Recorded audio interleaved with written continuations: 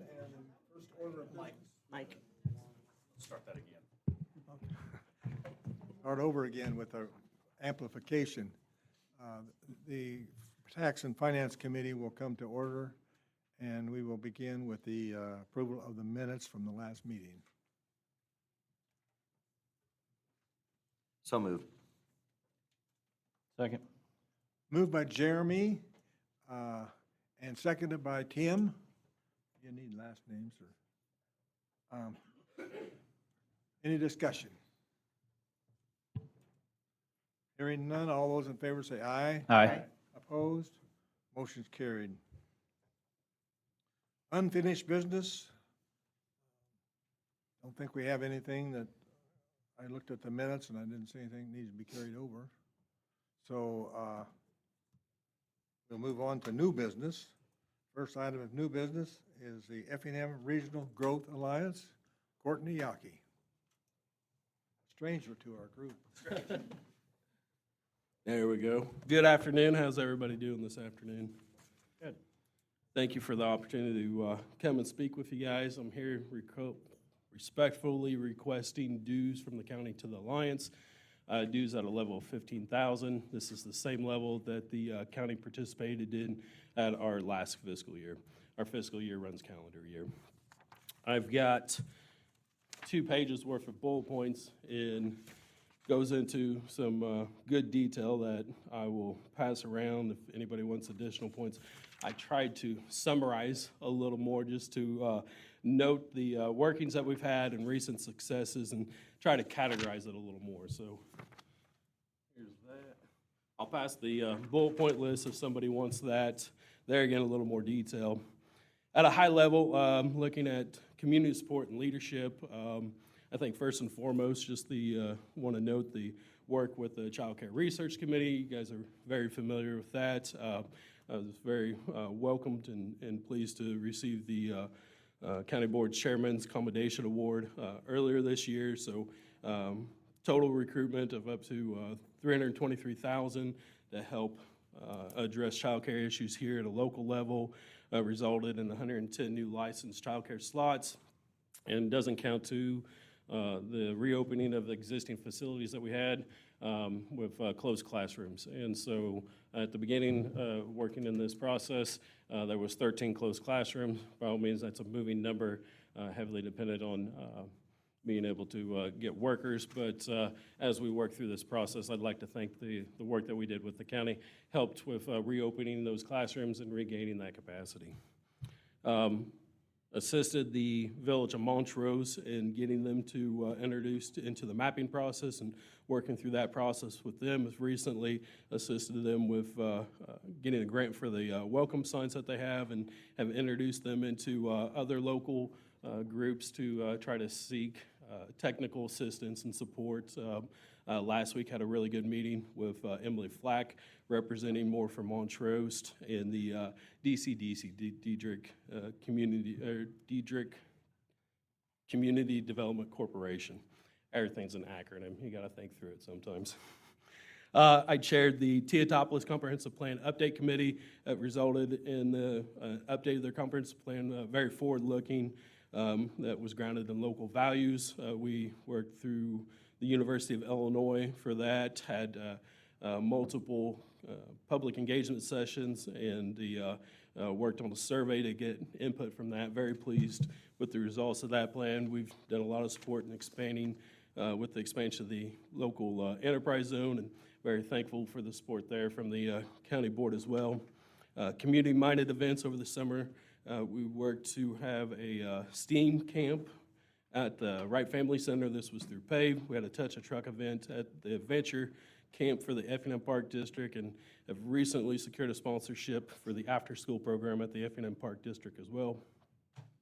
Moving to workforce and education programs, we're leading the Effingham Regional Manufacturing Collaborative, which is 11 local and regional manufacturing businesses working through talent pipeline management. Earlier this summer, I hosted a lunch and learn on how to leverage public capital. Later this winter, we'll have another lunch and learn that's geared towards apprenticeships. I've got a leadership role in the Core Academy in looking to build additional structure there. And recently have wrote for the grant and got a grant to help them with the bringing on a consultant for some strategic planning, and then to help the cost to bringing on an executive director. From a residential development standpoint, we continue to expand opportunities for residential development, working with all communities. Got a meeting with the city of Effingham tomorrow. Really, the focus there is on housing that accommodates workforce growth.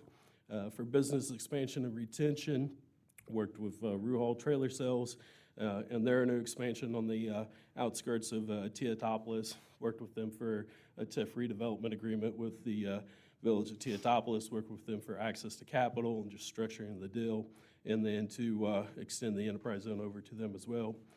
Currently working with Square Southtown on the completing economic impact analysis for the Village Square Mall project, and I've got another business that we're working with here in the city of Effingham, getting ready to go to the Planning Commission next month for them, but they have outgrown their existing location, looking at building new. There's the summary or highlights, if you will, of that two-page document. Want to provide some details to the workings that we are doing. Most certainly, I've come up here and try to keep you guys updated on a monthly basis when I can come here too, but definitely wanted to review some items. But there again, here respectfully requesting dues from the county to the Alliance at a level of $15,000, which is the same level as what was participated last year. Comments from the board? Questions for Courtney? I would motion to, and it was included in the economic development portion of our budget this year for that same amount. So I would motion to send to the full board the payment of the $15,000 to the Alliance. Second. Chris, motion by Josh and seconded by Chris Keller. Further discussion? I do have a question. You're wording it as dues. Do we have some sort of membership then on the council of that? What? Josh does sit Okay. on the I board, couldn't yeah. remember how that Mhm. worked. Mhm. That's all I had. The only thing I would add, And Courtney. just for clarification, ex officio, but he's there with the board meetings, yeah. You know, we have businesses out in the county, Yes, sir? and we have outlying areas, which I think of Beecher City as one that has a very Yep. vibrant Yep. community, and I would just encourage you to, work with those entities out in the county. I know Effingham drives this county pretty much, but we have some small businesses, and I'm talking to, Kelly at Mattoon, and I think they have done some things to reach the enterprise zone out into the county. Yep. Mhm. And maybe that's something that we could think about doing too as Oh, well. most certainly. And Effingham County is, fortunate. We have two enterprise zones. One, the Effingham Teotopolis, Effingham County Enterprise Zone, but then also the Altamont Beecher City in Effingham County. And so I used to have a really good relationship with Rita up there in Beecher City. I need to build a new relationship now. Unfortunately, for public servants, they opt to change, if you will. But I do have a good relationship with Mr. Stevens with the bank up there too.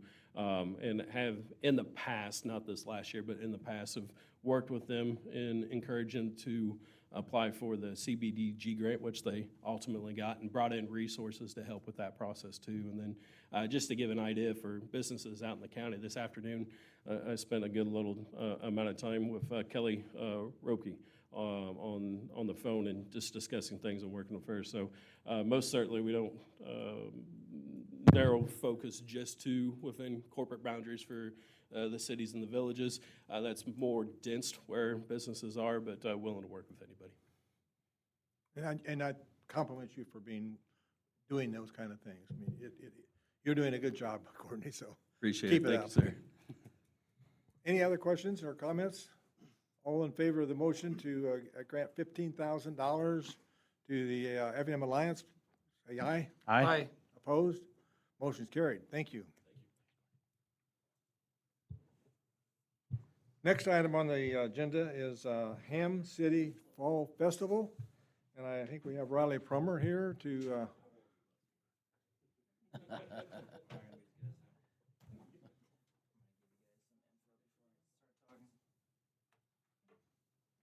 Thanks for taking the time to. I was here a couple months ago with a downtown movie night, but I'm back with another downtown event. I mean, I'll have enough, sorry. So, I'm here seeking funding. There we go. Can you hear me? yep, Cool. I'm here seeking funding assistance for our downtown fall festival we're having on Saturday, October 4th.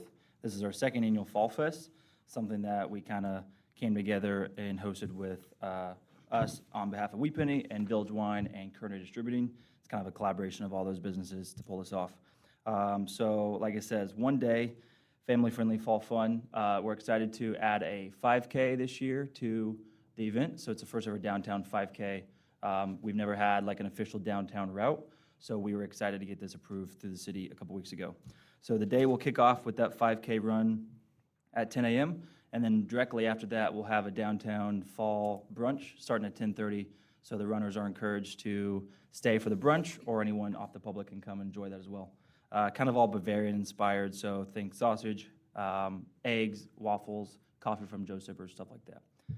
Then directly after the brunch, the event will officially kick off with our Kids Corner, which we're really excited to level up this year. We're going to have inflatables, painting, pumpkin painting, just a bunch of family-friendly fun on our whole corner. The map that you see there is the streets which will be closed for the event. Along with the Kids Corner, we're going to have live music all day, starting at 12 p.m. until 10 p.m. Matt Poss is our main act, starting at 7 p.m. Other than that, we're going to be doing a Stein holding competition, which if you guys attended last year, that was a really fun community event and got the people going, and it was really excited to post some friendly competition. And then we're going to have food vendors, and then Kerner's Beer Wagon will be on site as well. The beer wagon will be indirectly right in the hub of those four corners, so it'll extend between all of those businesses downtown. With the addition of the 5K, we are hoping to see more numbers this year. Last year, we saw around 1,000, and I think with the level of marketing that we've already put in for this year's festival, along with the additional just promotions and stuff, I hope to see around 2,000. So that's kind of what we got. My ask is around $1,000, if that is possible. The event overall costs anywhere from 10 to 15 grand, just depending on, I know entertainment specifically is $3 grand, and then of course there's the cost of food, additional beverages, and then the 5K was an additional cost that we incurred this year as well. So at the least, we'd love to see you guys on Saturday, October 4th, if you are free.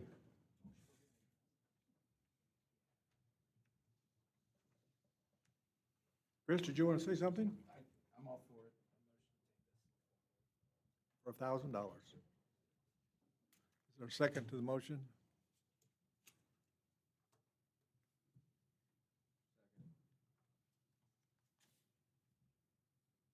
Fund. So was there questions for Riley?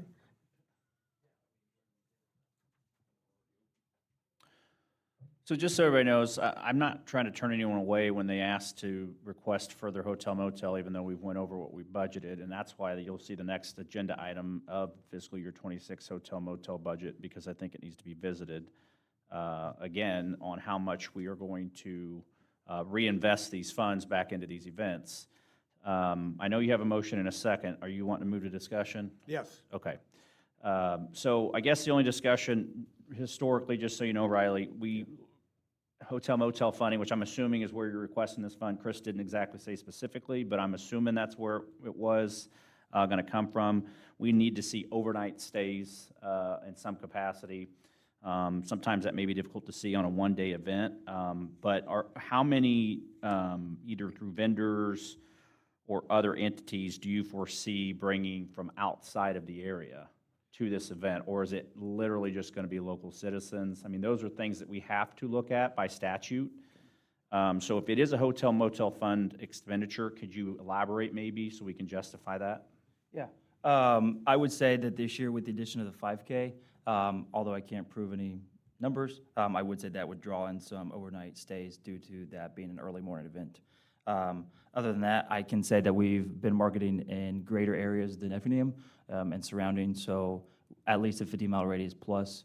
I've been targeting ads in the St. Louis area as well. Now, they may not be realistic for the day, but my background is in marketing, and so I love to shoot for the moon when it comes to that stuff, because I believe our downtown's awesome, and I love to see people from surrounding communities come and visit us for that day. So whether it's a stay in a hotel or not, I know that's kind of what you're looking for, but although I can't statistically prove that, I do believe that people from greater areas and surrounding will come and visit Effingham for the day, and whether it's to stay that day or not, I do believe that they'd come back and visit for sure.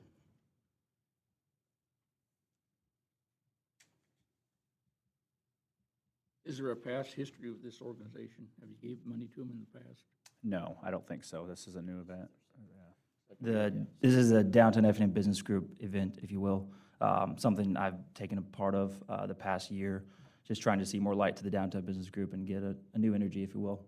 Have you asked the city for any portion of their tourism fund? Yes, so the Visit Effingham has volunteered, or has contributed $500, and then the Chamber has verbally committed $500 as well. You might have said that, so I apologize. I just want to verify. What was the amount that they gave? 500.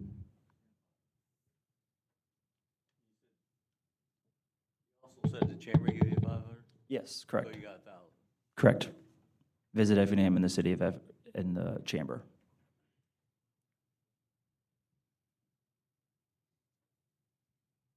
Other comments? Before we ask for a vote? Can we get clarification, Chris, on where, are you motioning it out of the hotel motel? Okay. Well, we've already honored, a couple others that put us over, only because we understand that we have a remaining balance of, 56,171. And again, we've said this before in other meetings, we were being conservative because coming out of COVID, it wasn't regaining, but, we moved up over the last couple of years a decent amount. And again, I'm not in favor of having money just sitting there if it's intended to promote overnight stays and other dollars being spent, other tax dollars, which is, it doesn't, there's sales tax and other things like that when they spend money here. But, so it's worth, going over budget a little bit because it's there. It's just we didn't anticipate this many more requests. So now that we're getting more, that's why I put the other agenda item on there, that we need to decide at what length or level do we want to start opening this fund up for request. And we need to remember that what the purpose of it is. So that's why I wanted to bring that up. I just, not having any history behind this event, showing, hey, we know that there's these many people staying at hotels or, staying overnight. I will say too, I know tough to Sasha gauge. Altoff just presented our DBG meeting, and I know the city's working on some AI, artificial intelligence thing that is going to be able to start tracking, based off cell phone data, the amount of people that visit businesses and events alike on given dates. So that's something she is going to implement for this festival and all things moving forward. So I can come to you next year with a better statistical data, but that's all I can do for now. What do we have in economic development right now left for the year? Do you have that? Used it all? Okay. Left or not?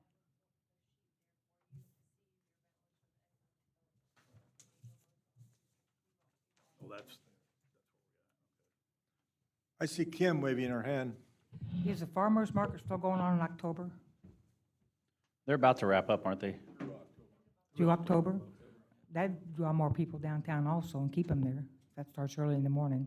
Yeah, I'm almost certain the farmer's market will still be going. So the idea is just to have a great fall day in downtown. Farmer's market, 5K, whatever you want to say it. Downtown shopping, it's just to get people to the area, whether it's local or not. The last day for the farmer's market is October 25th. I think our treasurer has maybe a comment. When we talk about the hotel motel funds and about people staying in town, the money that we receive from hotel motel is money from the unincorporated areas. I'm aware of that, yeah. So, We know that, Anthony Acres and Airbnbs, but I guess our thought is that if they are coming into town, they may do an Airbnb as well or something. So, I mean, she makes a great point that we need to even be more specific, showing that they're staying at those two locations, meaning Airbnb or Anthony Acres. And that's really gonna be tough for you to do. So I guess we have to show the intent meeting the requirement, you know, or that there's a likelihood that it would meet the requirement. So that's where we're at. So we may have to err on the side that it might and revisit it with statistics next year, I don't know.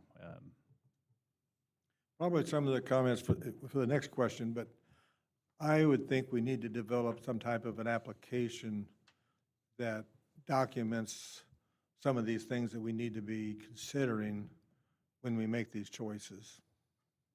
I agree. I think that's a part of the process as well, setting the budget and stuff. I agree. Are you volunteering, Norbert? No. I always volunteer somebody else. That's how that works. Are we ready for the question? What was the amount of money again?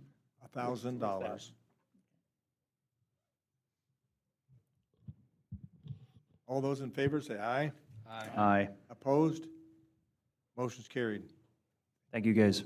And like I said, come Saturday, October 4th. So I guess in those situations, I mean, we can go over budget without a problem.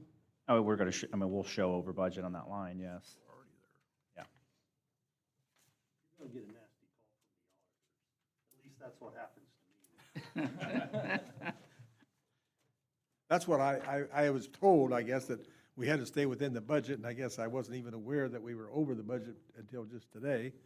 And so that's something to consider. Next question is to consider the hotel motel budget. Josh has already made reference to this, whether we should increase the amount of budget, what we're thinking about that. I think in the last minutes of the meeting indicated that we had some favorable thoughts of increasing the amount of money that was being provided for these events. But I would like to hear what the board has to say, the committee. Yeah, so I thought we could either approach it as we would not allocate any more than up to 80% of the fund, 75% of the fund, that way we're leaving a certain amount in there each year.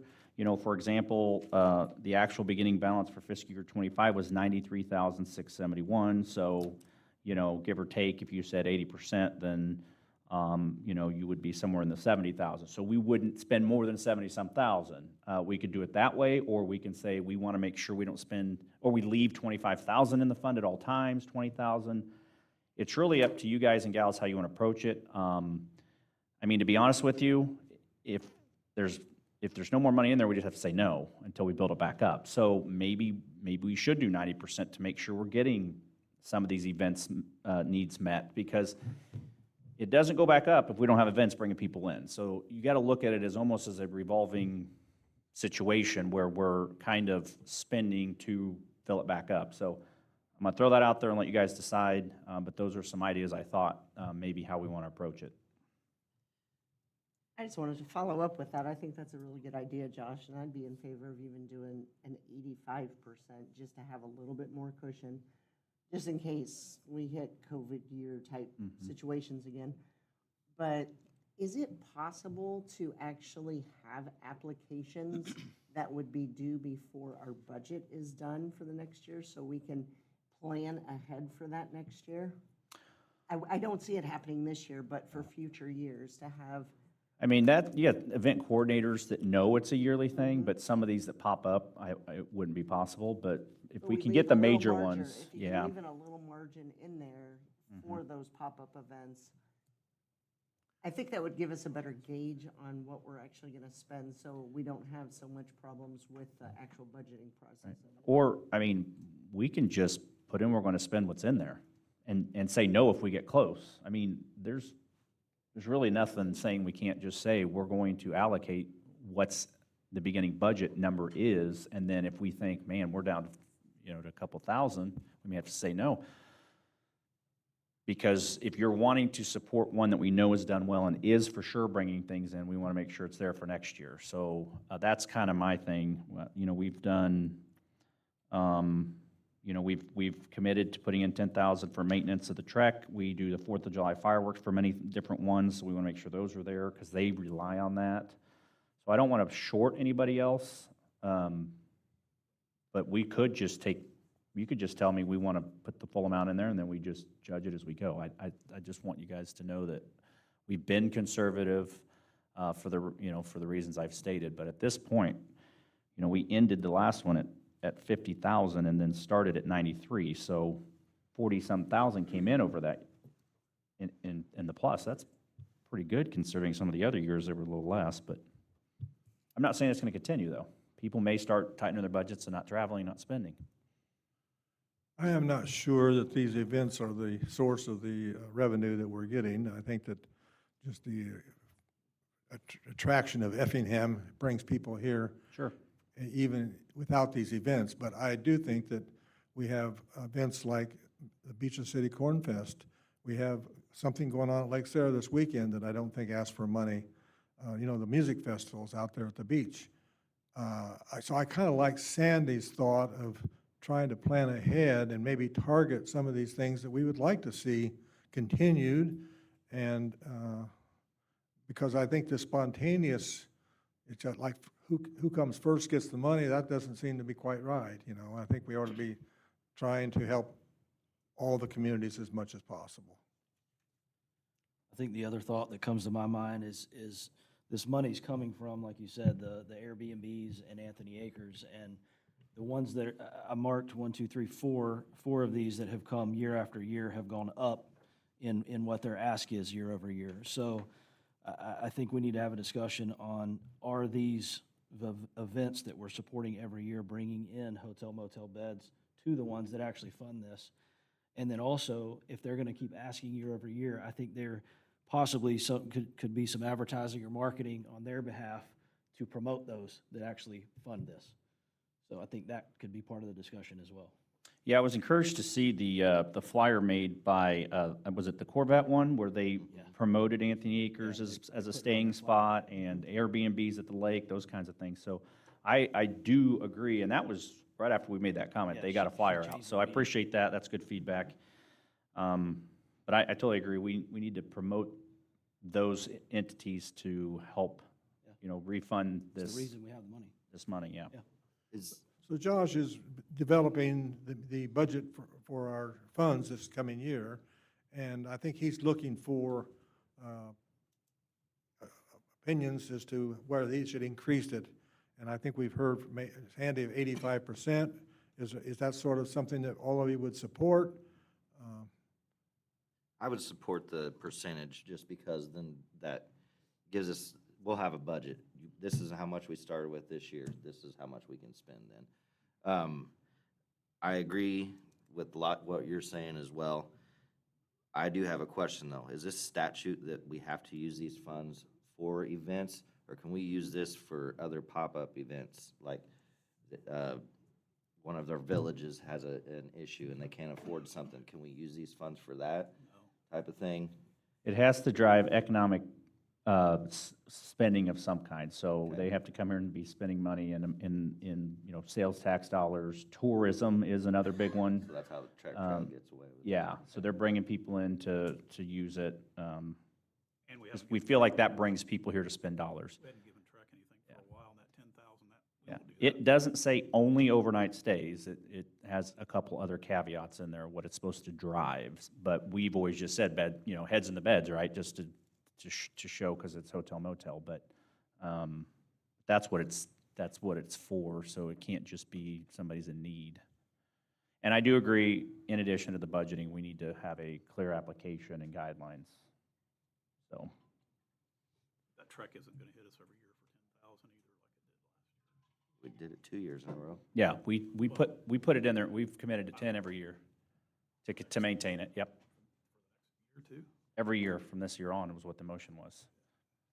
So but the point of that is to build that fund up, because when we have to replace that switchback, which we're responsible for, that's a lot of money. So That's the point of that. You have some reservations, Dave, or? No, I didn't realize we did it for, I guess I wouldn't. Do we have any kind of idea of the amount of money that's received every year from motel tax?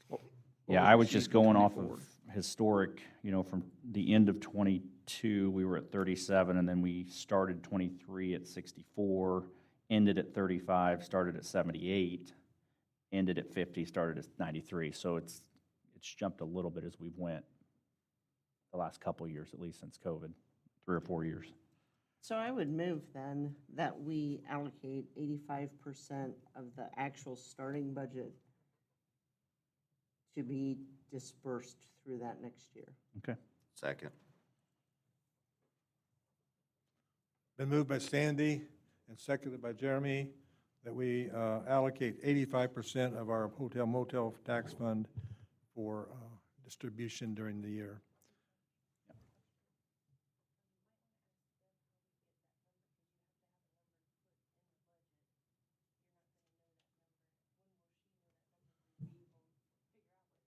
Well, we put 93,671 in there, so when do we get that number? January. We get payments monthly from the Airbnbs, so I really can't, give you a number. I mean, we can look at the number on November the 1st and say, okay, this is 85% of this number is what we're going to use, or look at the number on October, what our balance is on October 1st, and say, we're going to use 85% of this number. Every year is different. I can tell you between, I want to say 23 and 24, it has dropped, so the amounts. So Got a question. Go ahead. If you spend 85% of the remaining balance, wouldn't that deplete the fund, whereas next year you couldn't maintain those increases? You see what I'm saying? Well, yeah, I mean, yeah, it could. That's why I'm saying we need to allow for some to be in there for the following year. Last year, we basically gained $43,000, and we spent 37, so we would only added 6,000 total for the following years if it kept pace. So yes, that's why I'm looking for feedback, because we've historically, I went back and saw what we spent, what requests we had, and I had 3,000 or 5,000 just in case there was a new one. Now we're seeing several new ones. People are understanding about it. So, yeah, maybe with it not coming till January, it's not great to put a percentage and we just say we're not going to, I don't know. I think there's no reason, if we're doing this on a monthly basis anyway, I would amend my motion then to say as of October 1st, whatever is, and make October 1st the start date for that, 85% of that can be dispersed through the next 12 months. Could this be an advisory as opposed to a flat-footed requirement that we have 85%? That's true. I could just put the full amount in and then that's our guideline. Because I'm like Mike, if we deplete it, Yeah, we aren't going to be able to fund anything the next year. Yeah. Great point. That's why I'm looking for feedback, But because while we deplete it, it's still gonna be getting fed into as Right. well. I mean, we just can't outspend it. We almost did, we spent 37, we're going to spend 38.5 now this year, and we only took in 43 last year, so we were within 5,000 of outspending, so not saying it'll go up again, but. that 43 probably included interest too, so Sure, yeah, keep that in mind. yep, good point. Well, as it now stands, we have a motion to give 85% as of October, budget 85% as of October funds available. Now, there was conversation to make it a guideline instead of maybe an And actual. that's what I would hard rather number. see. I'll amend it for that, yes. Is that okay, Jeremy? yeah, I'll keep my second.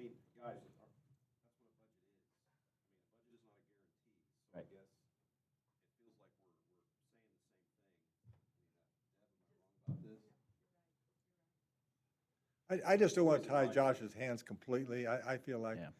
he's going to develop a budget, and we have, and so I just feel like it's something that we should give some guidelines rather than the flat-footed requirement.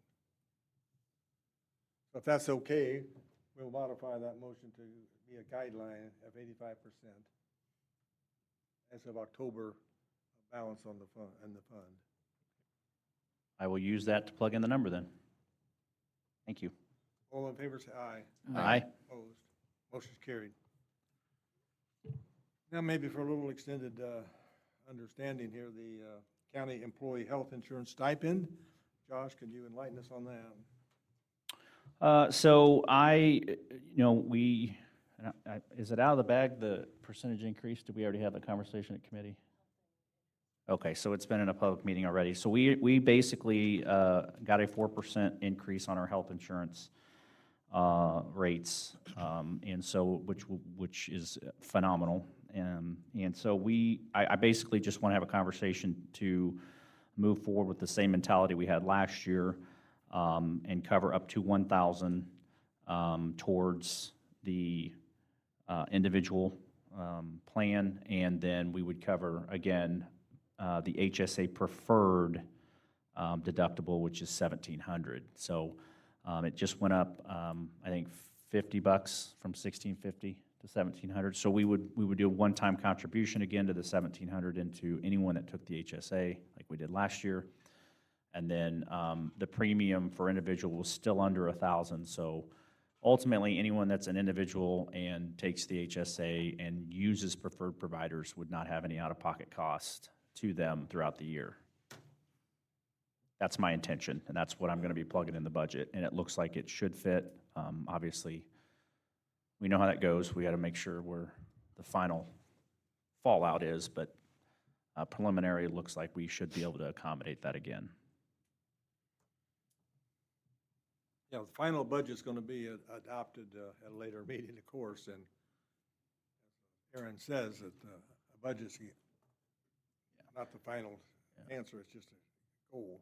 Maybe just a discussion to let you all know that's what I intend to put in there, unless there's just a hard no on it. I think a lot of employees were happy with that approach that we took. We were able to help as much as I think we can within our budget and our means, so. And that's what I would prefer when we talk about these items that's going into the budget.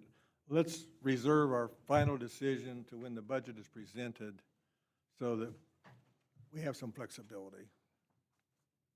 But I think what you're saying makes sense, and we should accommodate that.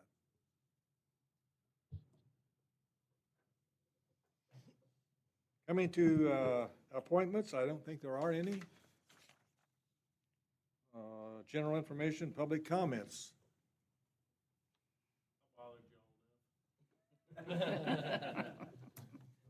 I still got one more question on this economic development. Angie, it's still showing 14,000 balance in there. Where'd that go? If you look on there, it says where it went. You had, We had 25,000 budgeted. right? And look on there, what we say we spent. 11? Yes, and it Showing says, 14 remaining. yeah, because you guys spent 15,000 for economic growth for the regional Yeah, alliance. That's that- where that comes came out of from. That comes out of there, yeah. Yeah, I put it in that fund. So it- Sorry. It just didn't appear on here then, that's why. Right, because that was your balance before you guys voted tonight. And that's why I said you don't have any left because you guys voted for I didn't realize tonight, it came so. out of that fund. Yes, sorry about that. Still shaking my head where that went. Is there anything else that needs to be mentioned or talked about? Any comments from those in the room? Questions? I think we do have a need for a closed session, which would be to convene in closed session pursuant to the Illinois statutes, Section 5, ILCS 120/2C2, in order to discuss collective negotiating matters. Motion to go into closed session. Second.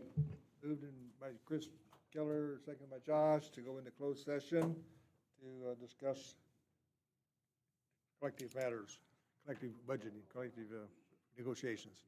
All in favor, say aye. I think you got to have a roll call for closed session. Roll call for closed call. session.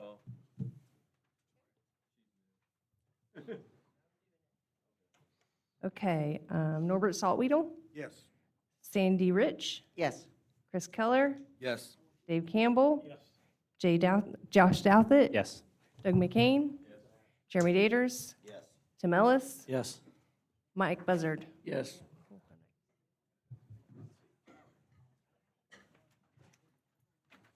Why they did that for? I guess in case that way if something happens, your name is said. Right, Dave?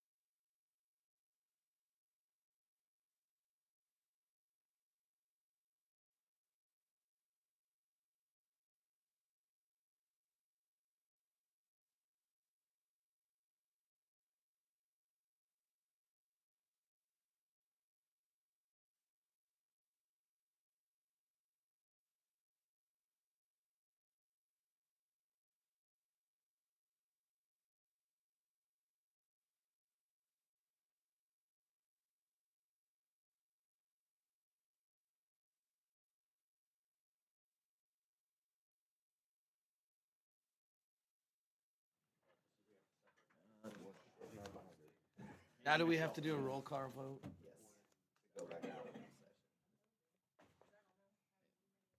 Well, you would have just stopped. Hey Norbert, motion to go back into open session.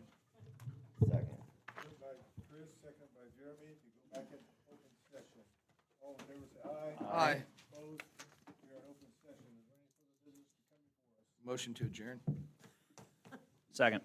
Moved by Chris, second by Josh, to adjourn. All in favor, say aye. Aye.